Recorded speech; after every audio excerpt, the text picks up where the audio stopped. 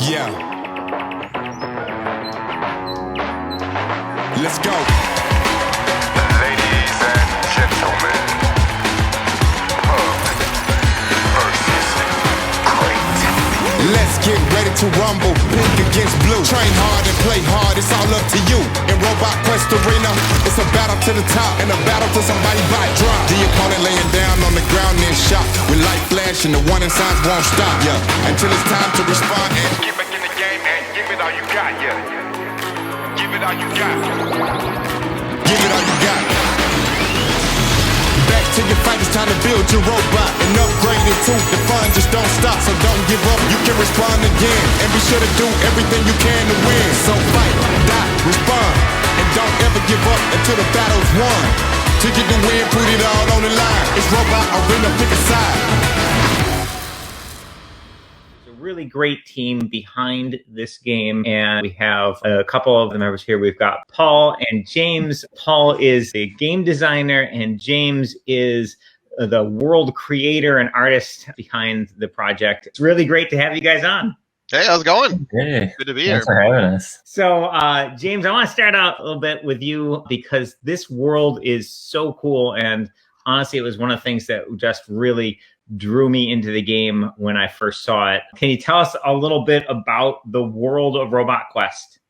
Yeah. So it's kind of like a modern day setting with humans just kind of coexist with robots, and it's in a big city called Rivet. And Rivet is made up of 6 different districts, and within the districts, they all each have their own unique clubs. And yeah, that's kind of what the overworld of the land is. And so everybody is robot technicians. So for short, we just say robot tech or tech because it's like really easy. And everybody knows a little bit about building up the robot for whatever they need. In the games, we kind of focus in on the battle aspect. So your viewpoint is usually like, or Rhea is kind of like the first character that I came up with, and she's like the young robot tech.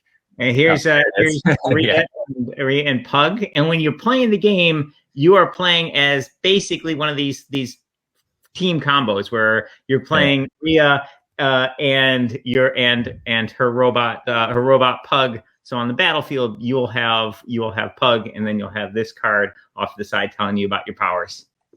Yeah.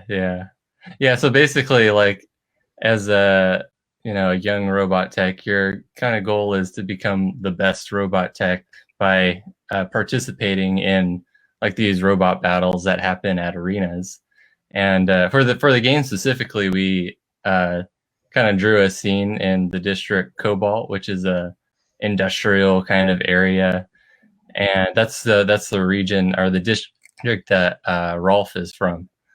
And yeah, that's kind of the main gist, though, is you're a young robot technician, robot tech, and you're trying to become the best. Yeah, it's got this great sort of classic anime theme of like, okay, you got these young kids and they've got they're building these robots, but the robots are not just like mindless automatons working for them. They're friends and they adventure together, and the game are like these arena battles that they participate in. But despite the fact there's battles, no robot is permanently hurt. When your robot gets knocked out, you take it off the board. But then immediately on your next turn, you respawn. Basically, the robot techs repair them real quick, and they jump back into the battle. So, Paul, you actually introduced this game to me. Do you want to talk a little bit about your creation of a board game? Because you guys actually weren't like this world. Your first thought was not, oh, we've got this really cool idea for a world. We've got this cool art. Let's make a board game. You guys were on a different path, right? Yeah, it's kind of a crazy story, actually. So James and myself, as well as most of the rest of the Perfect Day team, used to work for I think my NDA doesn't let me say exactly who, but a very large mobile game company, one of the biggest. And unfortunately, our studio was shut down a couple years ago, and we kind of decided, do we want to go work for the next big corporate guy, or do we want to do our own thing? And so we kind of all stuck together. A lot of us have been working together for I think me and James have been working together 6 to 8 years at this point, somewhere a long, long time. And so we started our own thing, but our engineers weren't ready to start right away. So we started doing what's called paper prototyping. I'm sure you guys have the same thing in the board game world, but and so we kind of just started paper prototyping, and as we went along, we were waiting for engineers to start. We were like, we kind of have kind of an awesome board game here. They're like, we don't need all the mobile stuff. And so, we James has this great backlog of worlds that he's created. So we found Robot Quest that really resonated with the team, and we thought it really applied to some of our favorite game mechanics. We're all big fans of like tactics games, and I'm a huge card game fan myself. I've played Magic the Gathering my whole life, and played rounds of Ascension and Dominion between rounds of Magic tournaments. I've been playing card games a long time, so we kind of took all these different influences and kind of mashed them all up into what ended up being Robot Quest. And so we are working on a mobile game of the same IP that's coming much later. Will be a little bit different, but yeah, that's kind of how we accidentally stumbled upon making a board game. And one of the great things about Wise Wizard Games working with a Perfect Day team is because they were working on a digital game in this world. This is something that this world's been something they've been working on for a long time. The IP is really rich. There's so much love in the art, and the characters are so cool, and there's just a really neat backstory, and there is no shortage of like cool art and awesome assets, which is like Candyland for me as a game designer. It's like I can throw up a card idea, and like James has artwork for it in a couple days, and it's just it's a ton of fun. And the team over there is really skilled, and they've got a bunch of people doing miniature sculpts and 3D models and video stuff, and it's just been super awesome to work with you guys. Yeah, it's been a lot of fun. We've certainly got to learn a lot of new things. Going from game models to mini models has been, just a little bit of learning, but you guys have been awesome and just kind of showing us the ropes, and it's been great. Yeah. So I'm sorry, James, go ahead. Oh yeah, we're just learning a bunch because this is our first foray at a board game, because we come from the video game side. So yeah, doing a board game has been super fun so far. I'm really excited with the process of the miniature creation and getting the prototype miniatures made and actually holding those in our hands, because we had like really cool like animations of them. You could see the 3D models rotate, and you get a really good idea what they look like. But there's nothing quite like actually getting the mini and holding it in your hand. Yeah, it's pretty cool. Like James said, coming from the video game world, like being able to actually physically hold something you've made is kind of a new thing for us. So it's been pretty exciting to get those in our hands. Yeah, pretty early on, our sculptor Mike did like a Sculpey model of Pug, and so just having that was like really cool. And then I think somewhere along the line, Josh, our CEO, I think he already had a 3D printer, or maybe he bought a 3D printer. But yeah, we were able to just print off Pug a few times and use those. 'Cause beforehand, we did like there it is. We did like a trip down to the local bookstore, and we just bought a bunch of miniature Gundams and just threw them on a board. And we were like, hey, let's make our own. Awesome. Yeah, when we got the first set of painted miniatures, we had to rush it off to Shut Up and Sit Down, who was on a tight schedule to do a video for Aw Shucks. And I think Rob cried when we had to pack it. Was very sad. We were like, these look awesome. Now let's get them to FedEx before 5 p.m. Yeah, it was really sad. But then we got more. We got literally the same day a shipment showed up with a few more, so we were very happy with that. I'm curious about the art style, James. So there's so many different styles you could have went to, and I am in love with the art style. So can you talk a little bit about how you decide what style when you're starting a game, and how your style came to be? Because like I said, I liked when you drew us in the style. I thought that's really awesome. I think other people will be interested in this too. Yeah, I think it's an evolution of my style, because I think I started drawing Robot Quest back in 2013. I will say that you know, thematically wise, I've always drawn robots and humans kind of juxtaposed together because I think it looks really cool. But and I mean, I think that goes back to like when I was a teenager. I want to say Chrono Trigger was probably the first big influence with like Robo and Luca. You know, for people that know that it's getting old now. I don't know how many of the kids know Chrono Trigger, but yeah. So I started drawing Robot Quest probably within the first couple of years when my career started, when I was still trying to figure out, you know, where I wanted to go and everything. And I think at that point I was really like, okay, I'm going to be in video games. And I was probably looking at like Capcom and a lot of Final Fantasy titles. You know, Final Fantasy Tactics is huge. And I think that's like Paul's favorite game too. Yep.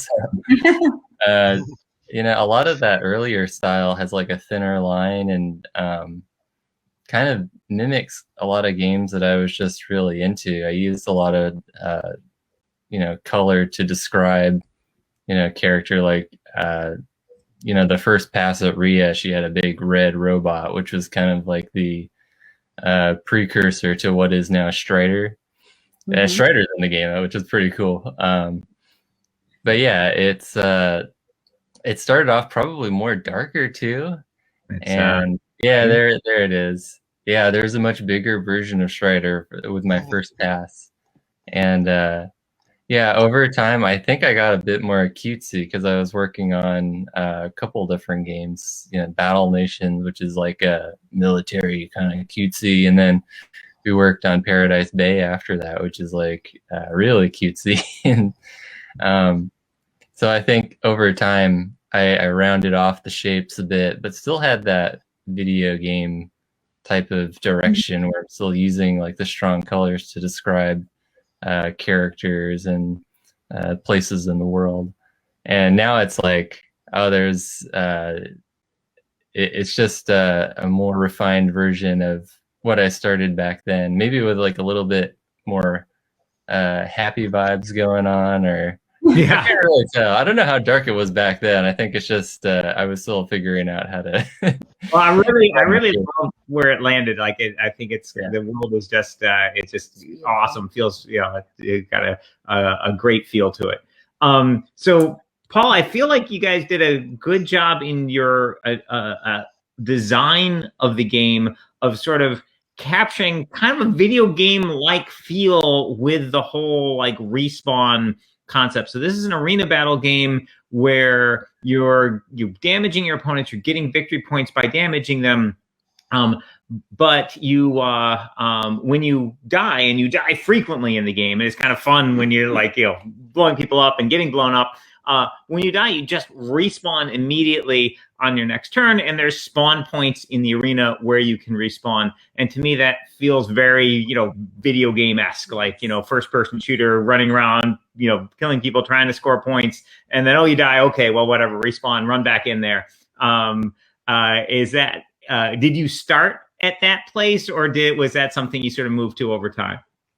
Yeah, no, that was kind of the inspiration at the start. You know, the other big inspiration was, of course, that old show BattleBots. So it was kind of like, how can we fuse BattleBots in video games? Because originally it started out as a video game. So, like I said, as we were paper prototyping it, and I think that's just something we wanted to make sure. I'm not a fan of games. Well, I'm not blanket statement, but with player elimination. Sure. So, you know, another big video game trend that was happening kind of right when we were making this was Battle Royale games were getting really big, and they hadn't quite gotten the respawn system in. And so there was kind of like sitting there for 20 minutes waiting, watching your friends play the game. And that's something we wanted to make sure we didn't have in this. So players are always in the game action, and you're never just kind of sitting there watching your friends have fun without you. So that was something we definitely wanted right from the start. Yeah, that's awesome. We have a couple comments from the audience here. So Screaming Cell or Kelt, I'm never quite sure how to pronounce their name. They want to know, how are we going to make sure? They think these are so cute, people might want to eat them. Yeah. You don't eat the robots. Crate is pretty squishy looking. It looks pretty good. Do you even know what they're made out of yet? Because a lot of toys look like candy. Yeah. So I think it's a compliment. It means they really look like little toys. And they also want to know if it would be possible. Have we thought about having alternate colors in particular?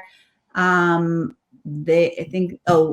else added, Matthew, like, would it be possible to get an orange one? So I guess one question is, like, how did you decide on the colors of the bots? We can show the bots in our window here so that people can see them, but and you know, how will we think down the road about, you know, colors for bots? I guess I can answer the question about if we could have unpainted. We're not planning to have unpainted minis, but you know, if that's something that's of big interest to people, they can let us know. But we felt like for the level of complexity of this game that a lot of people would not be miniature painters. We hope a lot of miniature painters also are interested in the game.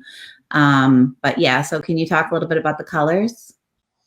Yeah. There's not really a big thought behind it other than, does this color look good with the character, or is it already done? I know as we further developed the world and when we came up with the idea of districts and clubs, I started to kind of color coordinate the robots a little bit, because each district kind of has its own color scheme. Like, you know, Cobalt is blue and there's some white in there. It's mostly blue. And then Carmine is red, and which are represented in the game. Viola is one of the characters in the game. She's from Carmine, and like I mentioned earlier, Rolf is from Cobalt. So those have a little bit more thought process behind it. But Rhea and Jari have existed for years. So they've always been like, oh, it's red and blue. These are like the two main characters that you can choose from. So that's kind of like the really quick thought process behind those two characters. And in addition to these 4 robots, you know, we've been showing you in all our marketing and stuff, there are 3 additional robots. There's going to be 2 tiers that players can get. You can get just the base set, which will have the base game with 4 robot minis and some extra Kickstarter exclusive cards and tiles. Or you can get everything, which will include 3 additional robots. Basically, there's these robot packs which give you an additional robot, and they give you a bunch of new cards for the market. And one of those robots is actually Kickstarter exclusive. So we'll have a Kickstarter exclusive bot with, you know, Kickstarter exclusive cards and tiles that come with that one, and then we'll have 2 other bots that will be that you can get as well. So if you decide you want to back at the full tier, you'll end up with getting 7 different robots. So you have tons of different play options there. I guess we'll have to wait for the Kickstarter to see those colors. Exactly. Yeah. So you'll have more variety in colors. And we had someone asked, Jeff Tan, what is your favorite robot? So. Oh man. Yeah, I guess we'll let James start out with this one, because you know they're all his babies. Yeah, I think you just answered it. They're all my babies. I can't really choose one. I mean, I'd probably pick like Rhea and Pug, although like, yeah, because they're like the first ones. But I mean, all the characters are cool, so I can't really answer it directly right now. Yeah. Okay, Paul, do you have a favorite? Yeah, I'd say, well, I have 2 favorites. One of them is one of the expansion ones, so I won't talk about that one yet. But the other one is probably Crate and Rolf.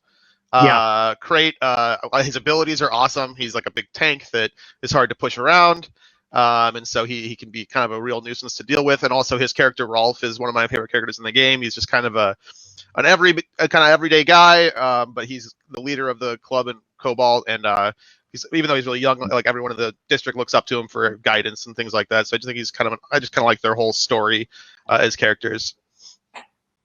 And so here's the card for Crate and Rolf. And yeah, Crate has 2 extra health points. So instead of 5, Crate has 7, which is very cool because you can stay on the board in the positions you want and don't die as quickly. Now, it's not as big a deal it would be in some games, because dying in Robot Quest arena does not get you out of the game, you will just keep respawning. So even a robot with less health, they'll die, they'll respawn, they'll come back. It's fine. But it's nice to have that extra health. And when you get to a cool place on the board, not being able to get booted out as easily by getting eliminated. And it costs 1 extra energy to push crate. So, and that pushing is something that comes up a lot in the game. You can push robots into walls to damage them. You can push them into nasty tiles like fire or tacks, and you can push robots into other robots to damage both of them. So, one of the fun things you're going to be doing in Robot Quest is pushing other robots around, and crate being hard to push is pretty handy. The power gamer in me is a fan of Petri. So, Petri is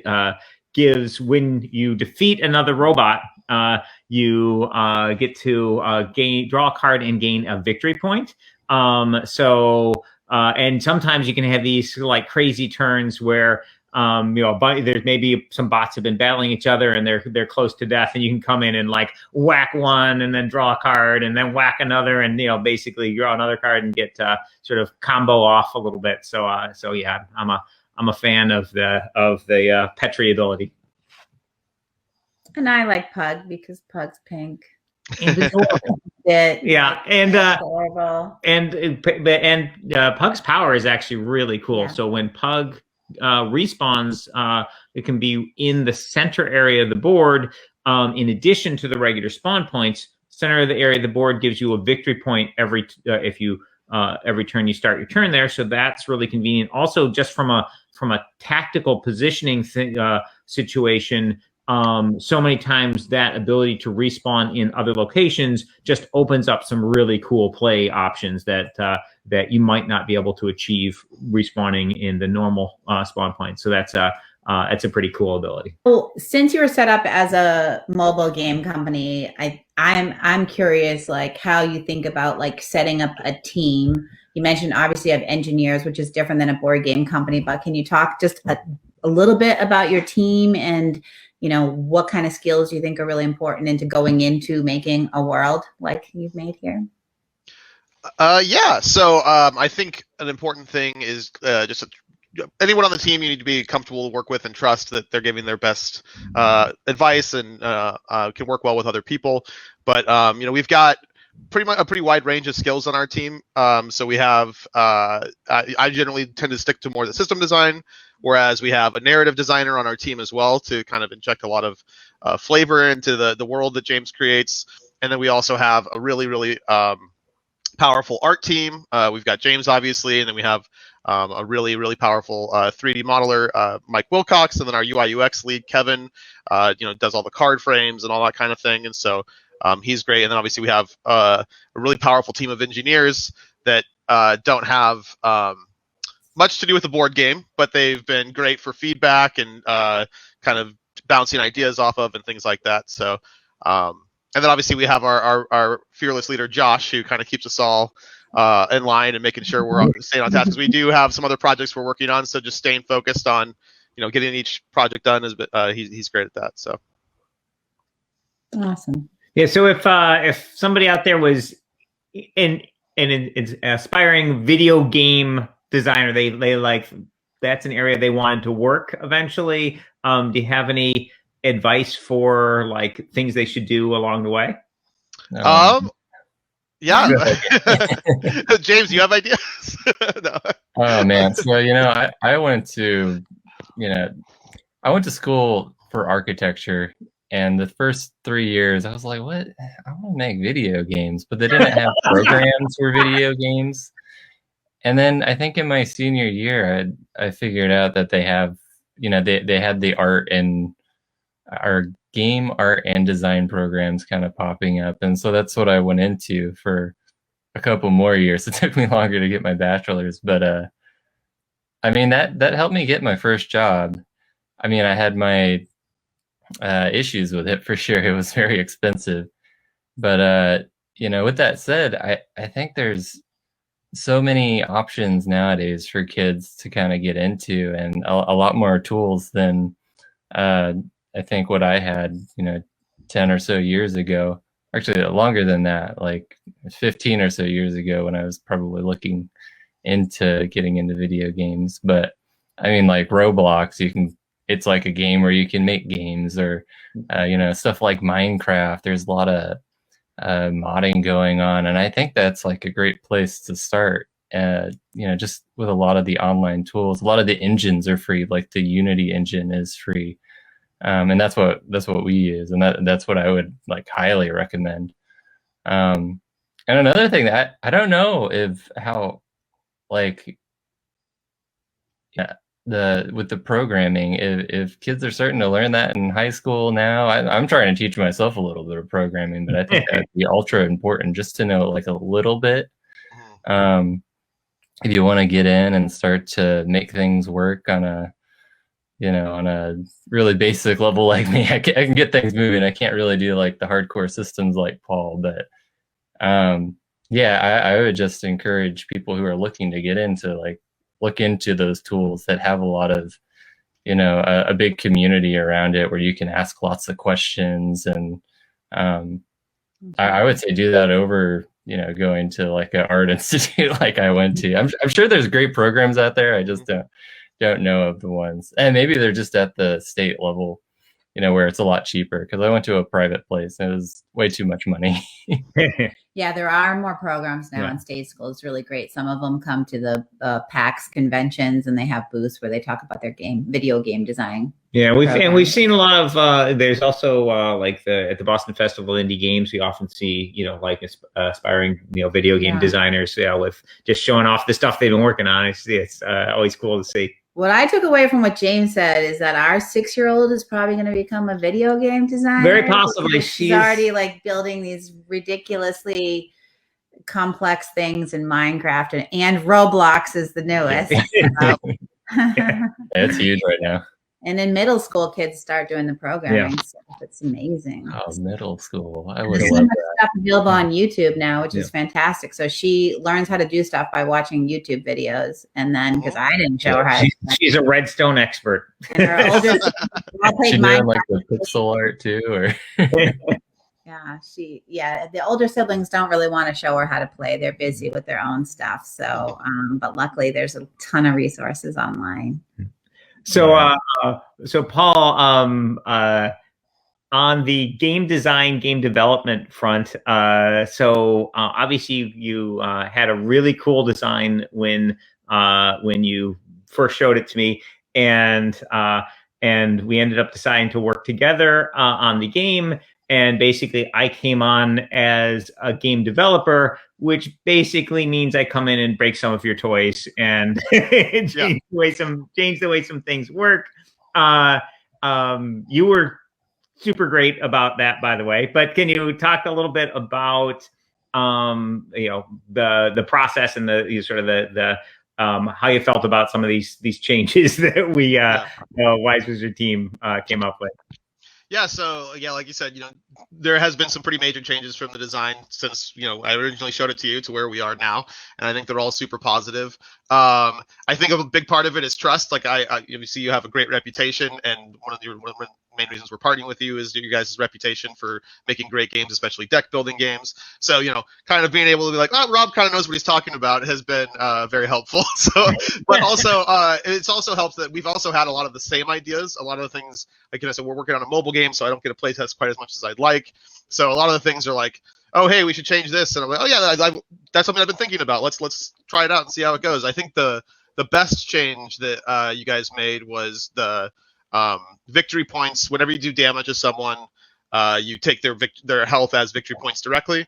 Previously, it was you just got points for blowing someone up, and so that kind of led to moments where you didn't want to kill someone unless you could kill them in one hit, from full health. And so there was kind of a lot of posturing going on, and it was fun in its own right. But I think this is a pretty major change that has made the game feel a lot more fun and kind of chaotic in a lot of ways, which I think is always good. You definitely go for maximum carnage. Like if you can run over and just knock somebody into a wall and just knock 1 point off them, you're grabbing it as a victory point. So it feels worth doing. So now you do get, and the last health you take off somebody is worth 2 points instead of 1. So basically there is a little bonus for finishing somebody off. So you get that sort of cool, okay, yeah, I took them out thing. But damaging somebody along the way is definitely worth doing, and it's fine if you do a bunch of damage to someone and then somebody else comes along and finishes them off.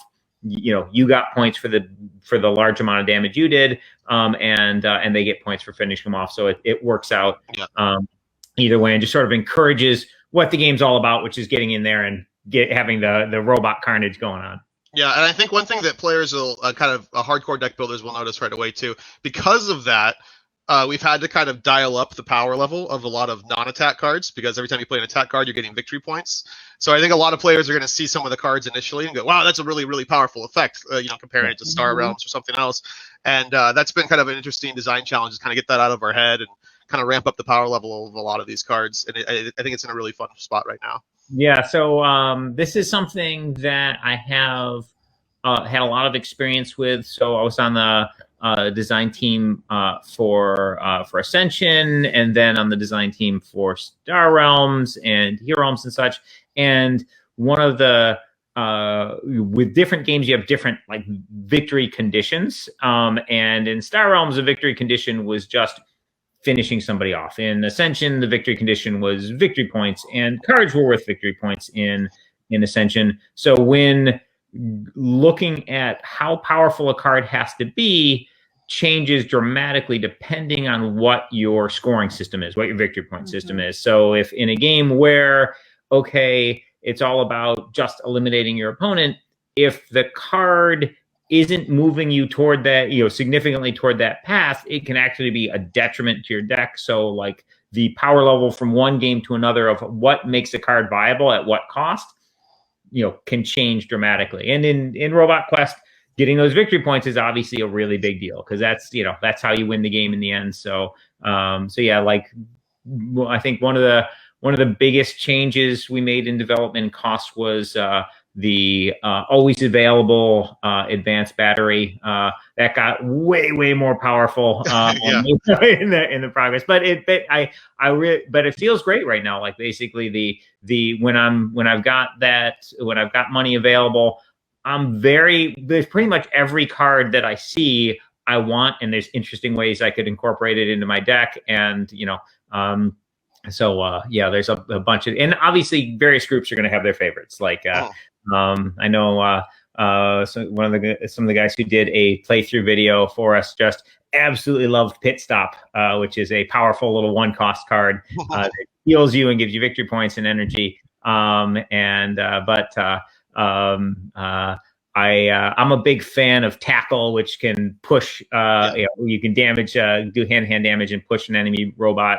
There's just all kinds of cool different ways you can go. Totally. All right. So, Deb, did you have any? No. Do you guys have anything else you want to add before we go on to our topics? I'm just super excited overall. It's a couple of years ago when we started the company, we were just kind of working out of Josh's basement, and we were grabbing whatever was laying around the house. And I don't know, did you grab, Paul? Did you grab like a whiteboard or something and you drew some lines on it? Got it over from the old office. Yeah.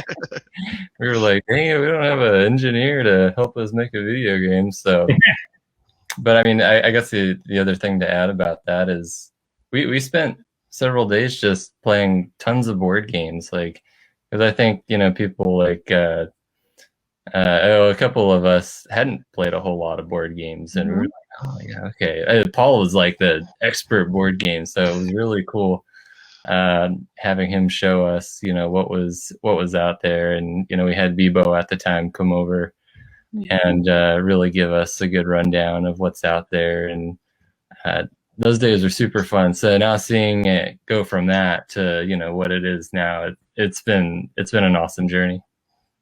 Yeah, and our prototype is like it's a final game. It looks beautiful, and it's a ton of fun. Obviously, we'll be printing higher quality for the final version that'll go out to backers. But yeah, we're in a really great place with this game as far as like art assets, cards, the models. Like basically, one of the great things about working with these two teams together is we were able to push everything very, very far along in the process, and everything's looking really great with the game, and it is super, super fun. So thank you guys for joining. Thank And, you. we Thanks have for a having lot us. Oh, thank you guys so much for having us.